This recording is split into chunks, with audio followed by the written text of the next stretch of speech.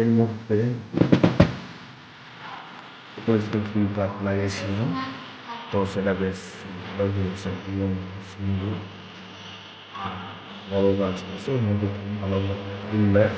তো 3-4টি বস্তা করে ফুল দেয় আপনারা দেখতে পাচ্ছেন। তো এই ঠান্ডার মধ্যে কি করে সুন্দরভাবে গাছটা লাগানো হয়েছে। তো এর মধ্যে দিয়ে লেক আছে, খুবই সুন্দর।